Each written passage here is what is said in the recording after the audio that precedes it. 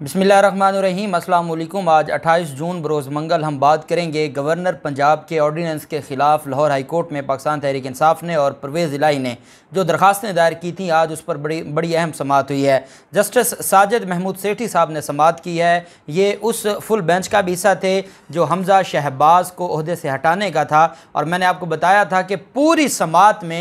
एक जो रिमार्क्स अगर आप कहें कि पाकिस्तान तहरीक इंसाफ के हक़ में था, वो सिर्फ ऑनरेबल जस्टिस साजिद महमूद सेठी साहब का था, जिन्होंने ये कहा कि अगर ये किया जाए कि बग़ैर हमज़ा शहबाज को ओहदे से हटाए या हमज़ा शहबाज का जो नोटिफिकेशन है उसको कलअदम करार दिए बग़ैर, अगर आप ये कहें कि जो डिप्टी स्पीकर है या जो प्रिजाइडिंग अफसर था वो इसको देखे और वो दोबारा रीपोलिंग करवाए, तो फिर इसका मतलब ऐसे ही है कि सिविल जज का एक फ़ैसला आया है, आप कहते हैं फ़ैसला ठीक नहीं है और आप सिविल जज को दोबारा केस रिमांड करते हैं। रिमांड से मुराद ये होता है कि आप नए सिरे से सुने उसको, तो जब नए सिरे से सुनेंगे तो पहला जो सिविल जज का फ़ैसला था उसको कलअदम करार देंगे तो आप रिमांड करेंगे। तो ये जस्टिस साजिद महमूद सेठी साहब का आज वो अहम रिमार्क्स थे जो पूरी जो अली ज़फ़र साहब हैं, बैरिस्टर अली ज़फ़र साहब, उनके केस के गिर्द घूम रहा था। अब हुआ ये कि साजिद महमूद सेठी साहब के पास गवर्नर पंजाब का ऑर्डिनेंस, गवर्नर पंजाब का असम्बली बुलाने का नोटिफिकेशन, गवर्नर पंजाब का पंजाब असम्बली के अख्तियारात को ख़त्म करना, स्पीकर के अख्तियारात और सेक्रेटरी असम्बली के अख्तियारात को ख़त्म करना, पाकिस्तान तहरीक इंसाफ ने चैलेंज किया और परवेज़ इलाही ने भी चैलेंज किया, और ये केस था साजिद महमूद सेठी साहब के पास। ये डेली रोज़ाना की बुनियादों पर इस पर समाअत हो रही है। पहले ये हुआ था कि गवर्नर एडवोकेट जनरल पंजाब ने कहा था जी कि मुझे टाइम दिया जाए, मैं इसमें अपना जवाब जमा करवा देता हूँ। अदालत ने कहा था भी आपको टाइम नहीं मिलेगा, आपने अगर जवाब जमा करवाना है तो आप करवा दें, आज ही करवाएं। अदालत ने जुम्मा के दिन उनको आधा घंटा दिया, उन्होंने अपना जवाब जमा करवा दिया।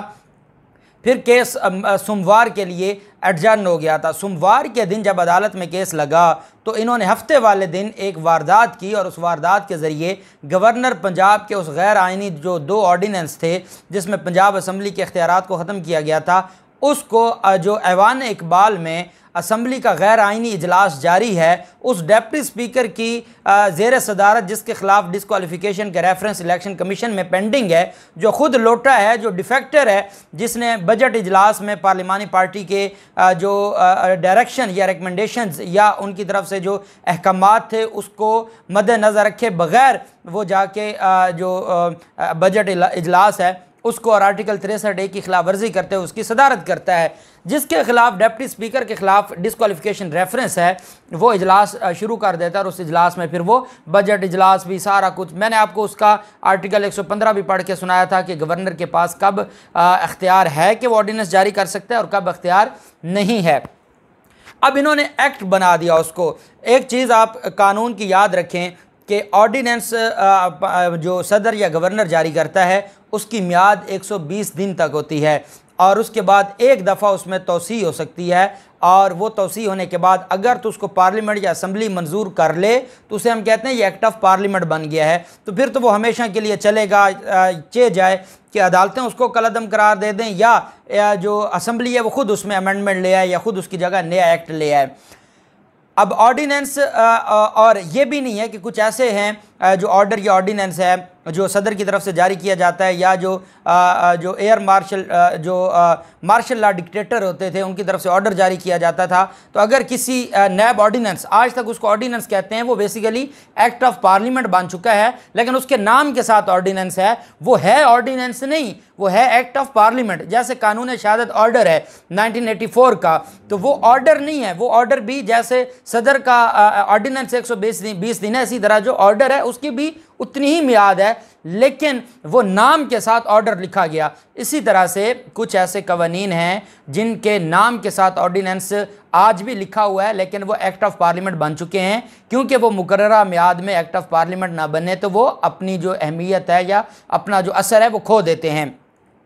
इस वजह से गवर्नर पंजाब ने ये ऑर्डिनेंस जारी किए थे और मैंने आपको बताया था कि जब असम्बली का सेशन जारी था उस वक्त उन्होंने ये ऑर्डिनेंस जारी किए थे। इस पर कल पाकिस्तान तहरीक इंसाफ की हुकूमत जो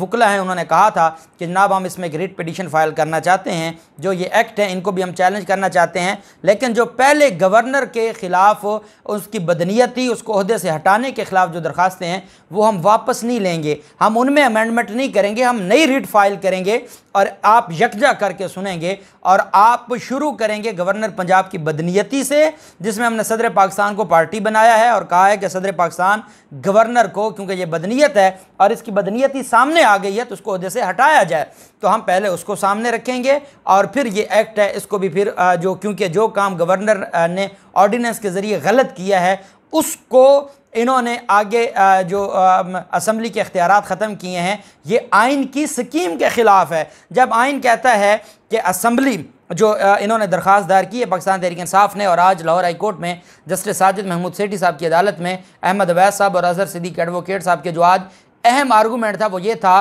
कि आइन पाकिस्तान की स्कीम ये है कि पार्लियामेंट सुप्रीम इदारा है। अब जब सूबे की पार्लियामेंट की बात आती है तो वो असम्बली है, सूबाई असम्बली है। अब असम्बली के इख्तियारात अगर आप एक सूबाई इदारे के अंडर कर देंगे और सूबाई इदारे का महकमा कानून का जो सेक्रेटरी है वो स्पीकर को भी डायरेक्शन करेगा और वो सेक्रेटरी असम्बली को भी डायरेक्शन करेगा, तो आपने आइन पाकिस्तान के जो एक्सप्रेस प्रोविजंस ऑफ लॉ हैं आपने उसके अगेंस्ट जाके ये एक्ट मंजूर किया है। ये ऐसे ही है कि पहले ऑर्डिनेंस जारी करके गवर्नर ने गैर आइनी काम किया, अब इस गैर आइनी असम्बली ने आइन की जो स्कीम है, अजहर सिद्दीक एडवोकेट साहब ने अदालत से कहा कि जनाब आइन की स्कीम ये है कि सुप्रीम इदारा पार्लियामेंट है। हमारा जो पार्लिमानी जमहूरियत है जैसे बरतानिया में और यहाँ हमारे यहाँ भी पार्लिमानी जमहूरियत की जो बात की जाती है उसमें सुप्रीम इदारा पार्लियामेंट है। पार्लियामेंट ही जो है वो मुकन्नना जिसको हम कहते हैं वही कवानीन बनाता है और वही सुप्रीम इदारा है। असम्बली का इन्होंने जो इख्तियार ख़त्म किया है आइन पाकिस्तान के जो बेसिक प्रिंसिपल्स हैं ये उसकी ख़िलाफ़ वर्जी है और इसको ख़त्म किया जाए। लेकिन एक चीज़ बड़ी मज़े की है कि इस जो आज इन्होंने दरख्वास्त दायर की है, जो रिट पिटीशन है, ये Mrs Zainab Umair versus province of Punjab, governor of Punjab, secretary law and parliamentary affairs,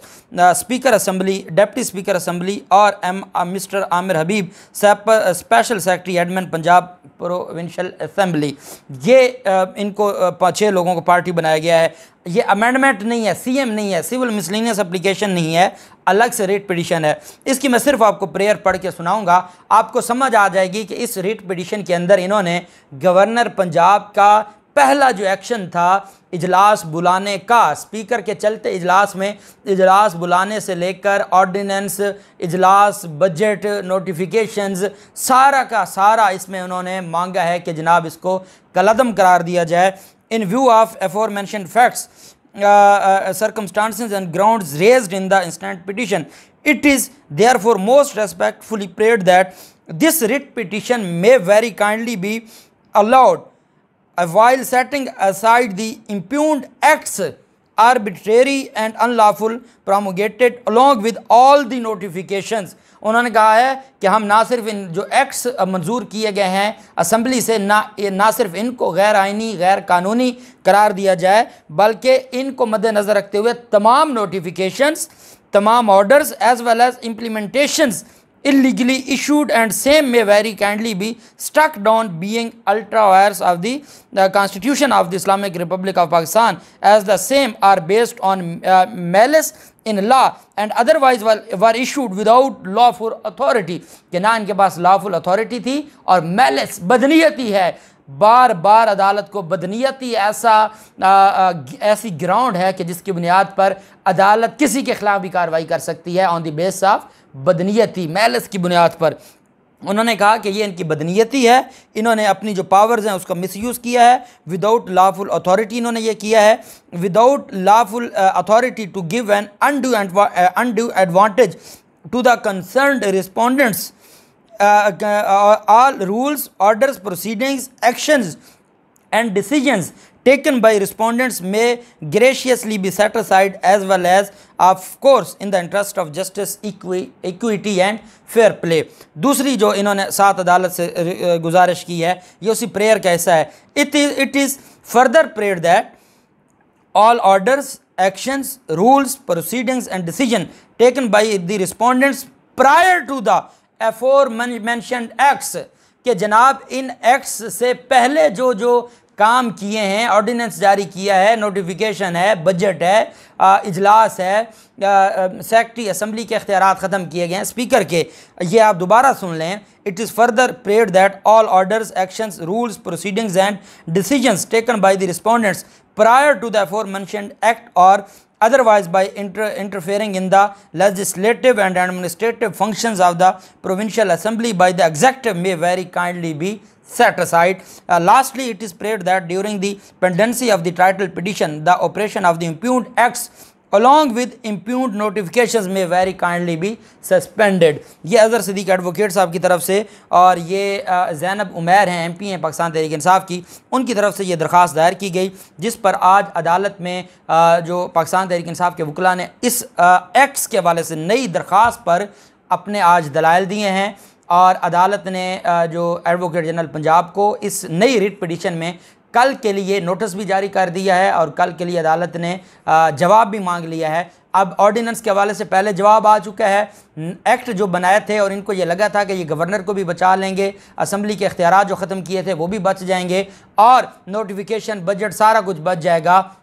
एक बात मैं आपको बता दूं कि जस्टिस साजिद महमूद सेठी साहब का ये जो केस है ये हमारी अदलिया की जो साख है उसको बचाने में बहुत बड़ा किरदार अदा कर सकता है। जिस तरीके से वो आइन और कानून के मुताबिक, और उन्होंने वाज़ेह बात की, उन्होंने कहा मैंने आइन पे हलफ लिया है और मैं आइन का पाबंद हूँ, जिसने भी आइन को तोड़ा होगा, जिसने भी आइन की खिलाफ वर्जी की होगी, चाहे वो गवर्नर हो, चाहे वो वज़ीर आला हो, चाहे वो कोई और हो, मैं नहीं देखूँगा और मैं आइन और कानून के मुताबिक फ़ैसला दूँगा। अब एक बात बड़ी क्लियर है, वो ये है कि आईन पाकिस्तान के मुताबिक इंशाअल्लाह फ़ैसला आने वाला है। कल इसके ऊपर बहुत अहम समाअत है।